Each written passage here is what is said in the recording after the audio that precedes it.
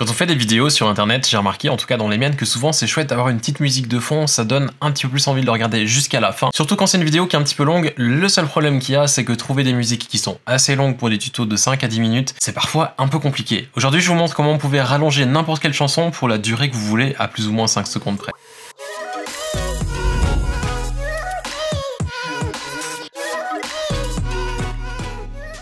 Quand je fais mes vidéos, je vais souvent chercher mes chansons sur Epidemic Sound comme beaucoup de monde sur YouTube, vu qu'apparemment on a tous un peu les mêmes chansons. Mais le truc qui est un petit peu pénible, c'est quand on les met en fond et qu'on doit les rallonger, on sait des fois pas trop comment faire. Alors au début, ma technique c'était de trouver le beat où il fallait couper. Et ensuite, je reprenais un morceau que j'allais recaler 20 fois derrière. Le truc qu'il y a, c'est que ça prend du temps, c'est pénible, et du coup, il y a des fois où ça sonnait plus bizarre qu'autre chose. En farfouillant un petit peu, j'ai trouvé une autre astuce, c'est celle que je vais vous montrer aujourd'hui, c'est en employant Premiere et Audition, programme pour l'édition audio de chez Adobe. On va réussir à faire un truc qui est très simple, c'est la rallonger notre piste à la longueur que l'on veut, en lui indiquant simplement une chose, la durée que l'on souhaite. On va passer sur mon écran, je vais vous montrer comment le faire. Pour par exemple ce tuto que j'ai sorti il y a quelques jours sur un effet néon, ce que j'ai fait, c'est que j'ai pris une chanson, sauf que ma chanson ici, que j'ai trouvée sur Epidemic Sound, quand je suis venu la mettre, je me suis rendu compte qu'elle était beaucoup trop courte. Elle fait quelque chose comme 2 minutes, alors que mon tuto fait un petit peu moins de 9 minutes, et du coup, forcément que c'est pas génial. Alors je pourrais essayer de trouver une autre chanson, et la caler après. Le truc qu'il y a, c'est qu'il faut que j'arrive à les passer d'une à l'autre sans que ça soit trop moche. C'est pas toujours forcément facile. Ce que l'on va donc faire plutôt, c'est la rallonger. On va aller sur cette chanson, on va faire un clic droit, et on va demander à Premiere d'éditer ça dans Adobe Audition. On a cette option, on clique dessus. Ça va nous ouvrir la piste dans Adobe Audition. Ce que l'on va faire, c'est d'abord une nouvelle session multipiste. On va aller dans Fichier, Nouveau et Session multipiste. Raccourci, commande ou CTRL N. On fait ça, on peut l'appeler comme on veut, le placer où on veut, ça a peu d'importance. On va l'appeler par exemple Loop. Je vais le laisser dans le dossier par défaut. Je vais faire OK. Je vais dire oui, parce que j'en ai déjà un. Je reprends toujours le même nom et toujours le même dossier quand je fais mes nouveaux tutos. De toute manière, c'est pas des pistes que je vais garder pour la suite. Je lui dis oui. Là, ça me fait une nouvelle session multipiste qui est vide. Je vais prendre mon fichier Wave qui est ici en haut à gauche, donc dans le petit panneau de fichiers. Je vais le glisser sur ma première piste. Et jusque là, on a déjà fait presque le 80% du travail. On va ensuite trouver le panneau de propriété. Si vous ne l'avez pas là, fenêtre et ensuite propriété.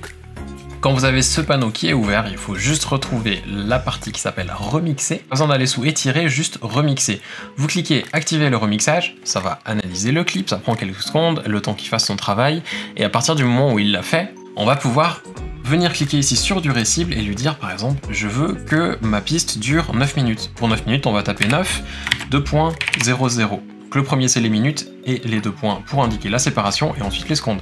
Comme vous voyez, lui vous dit plus ou moins 5 secondes parce que forcément il va essayer de trouver l'endroit où c'est bien pour couper et remettre une partie de la musique plusieurs fois et du coup forcément qu'il y a des fois ça va durer un petit peu plus longtemps que ce qu'on lui demande. Donc là je lui mets 9 minutes, lui va de nouveau faire son petit truc et on voit qu'il me propose quelque chose qui fait 9 minutes 02. C'est quand même pas mal.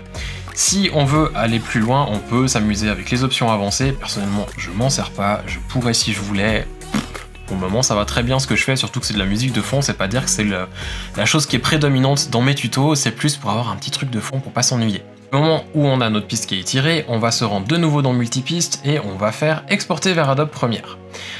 Là, ce que je fais, c'est que généralement, je le place dans le même dossier que mes fichiers vidéo pour ce projet. Donc là, en l'occurrence, j'ai un dossier qui est fait pour ce tuto. Je vais mettre mon nom du fichier loop, je vais laisser le piste AU comme il est indiqué. Je vais bien cocher exporter chaque piste comme une ressource et surtout cocher ouvrir dans Adobe Premiere.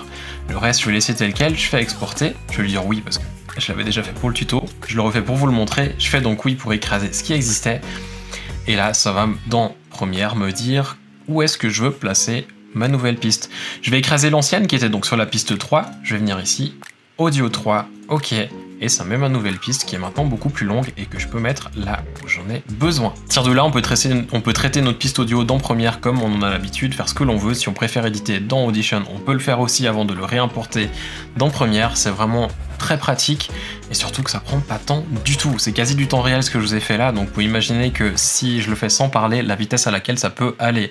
C'est vraiment très pratique, peu importe ce que vous faites, ça peut être pour des vidéos, pour des tutos, pour n'importe quoi. Ça marche toujours de la même manière et si vous voulez aller plus loin, les options avancées, vous vous amusez avec et vous avez une track qui est quasi parfaite. J'espère que cette astuce pourra vous aider. Si c'est le cas, n'hésitez pas à laisser un petit pouce vers le haut, un commentaire aussi en dessous, ça passe toujours bien. Et si vous voulez être informé de la sortie des prochaines vidéos, n'oubliez pas et surtout n'hésitez pas à vous abonner avec le bouton qui va venir juste juste ici. Passez une très belle journée, à bientôt, ciao.